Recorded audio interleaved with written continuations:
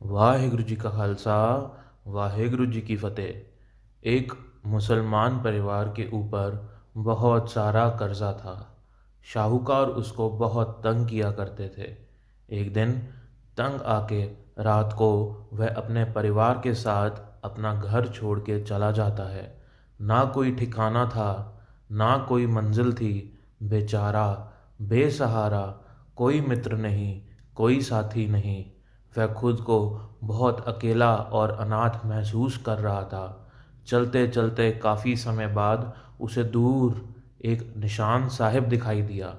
उसके मन में गुरु घर को देख के एक उम्मीद की किरण जाग उठी।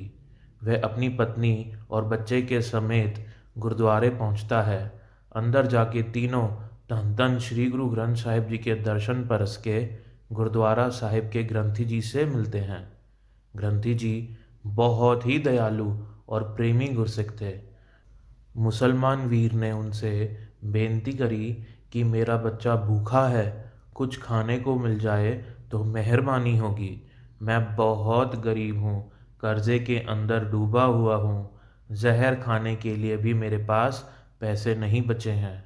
लेकिन ज्ञानी जी समझ गए कि वह एक मेहनती और ईमानदार मुसलमान हैं।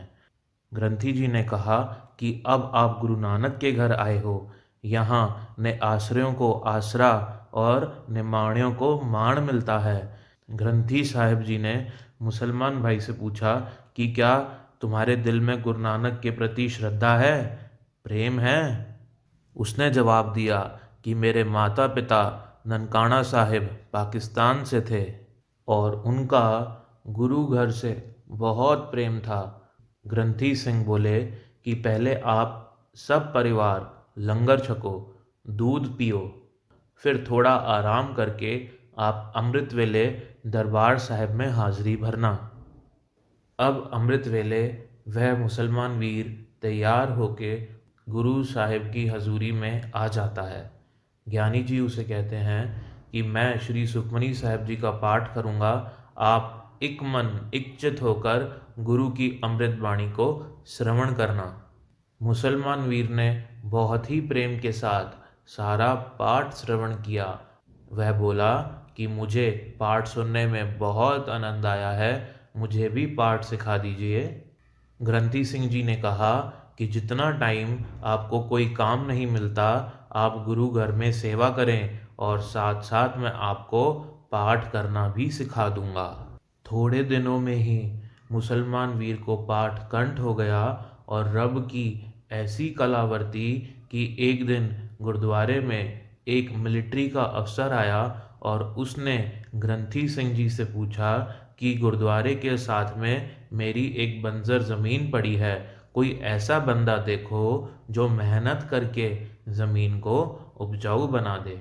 यह सुन के ग्रंथी सिंह जी ने मन ही मन गुरु महाराज जी का शुक्राना किया और मुसलमान वीर को काम पे लगवा दिया। अब वह वीर अपने हाथों से हल वाहता रहा और अपने मुंह से श्री सुखमनी साहिब जी की वाणी का पाठ करता रहा। पाठ करते करते पता ही नहीं लगता था किस तरह सारा दिन निकल जाता था और मुसलमान वीर को बिल्कुल भी थकान महसूस नहीं होती थी। अब परमात्मा के रंग तो न्यारे हैं। कुदरत की ऐसी बख्शिश हुई कि उस साल उस बंजर ज़मीन में फसल दोगुनी तिगुनी पैदा हो गई। तब मिलिट्री अफसर ने उससे पूछा कि ये चमत्कार कैसे हुआ है? वह बोला, ये सब श्री सुखमनी साहिब जी के पाठ की पारस कला है। यह सुन के मिलिट्री अफसर बहुत ही हताश हुआ और कहने लगा कि मैंने अपनी सारी ज़िंदगी ऐसे ही गवा दी, एक सिख होते हुए भी मैंने कभी भी श्री सुखमनी साहिब जी का पाठ नहीं किया। वाहिगुरु जी का खालसा, वाहिगुरु जी की फ़तेह।